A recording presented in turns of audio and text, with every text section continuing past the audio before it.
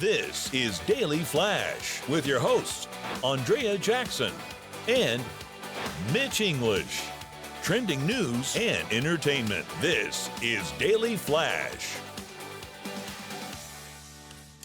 Hi, everybody. I am Mitch English. I'm Andrea Jackson. This is Daily Flash, your source for trending news and entertainment. A little bit earlier, you and I were chatting about how iPhone turns 17 this year. That? Yeah.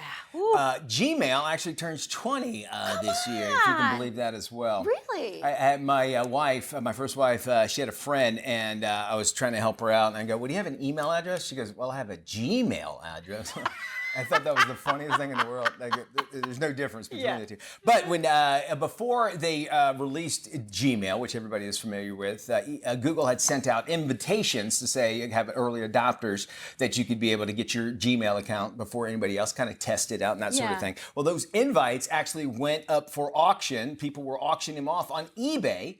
And actually making pretty decent money off of it too, about $100 or more, just for the invitation to where you can then use Gmail and make up your own Gmail account. And now I know I have minimum 4 Gmail accounts that I know that I use, but it's always trying to remember what I use for what. Yeah, I don't know how you do that. My goodness. And it's also now incorporated, Gmail has actually incorporated into even businesses. I mean, you go to Google to use your company email. I mean, do you have an AOL? Do you have a Hotmail? I had one, but not anymore. No. My spam used to be the Hotmail. Now my Gmail is my spam full. Like they got to figure out how to tear this stuff out. The Hotmail, the at Yahoo, Yahoo, the at .rr, the at Earthlink, the CompuServe. The AOL, I think, was the one that really everybody jumped out with at first, America Online. So it's interesting there. So happy birthday, Gmail. And let's jump into a cool thing that happens twice a year in New York. It's known as a phenomenon known as the Manhattan Henge. It's when the setting sun actually aligns with the Manhattan street grid and actually sinks below the horizon.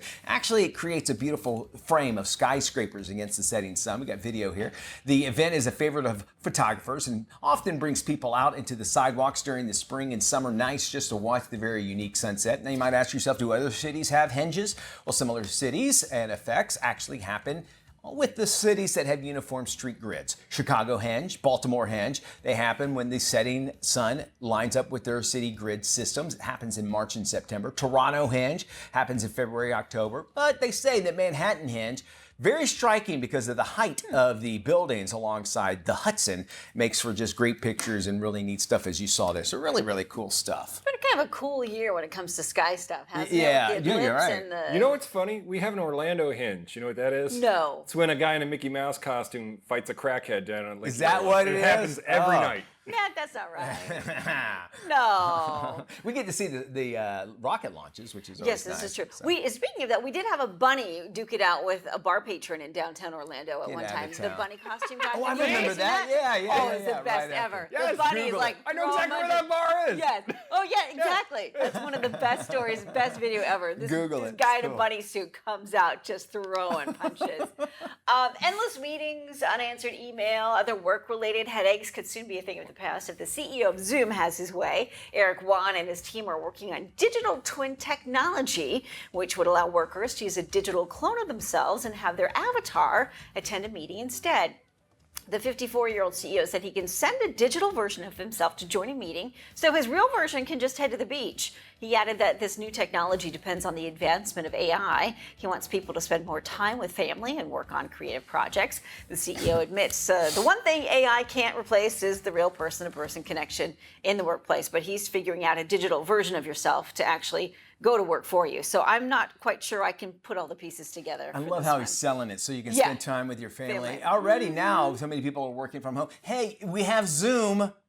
People meetings because you're at home, so you can zoom in, and no one's spending more time with the family. Trust me on this. I love the twist. We have our Monday production meeting, and usually our producer Hugo is in like Puerto Rico or New York or whatever. So I mean, he can spend more time with his people, right? What will happen? He didn't finish this. He goes, "I want to spend more time with your family."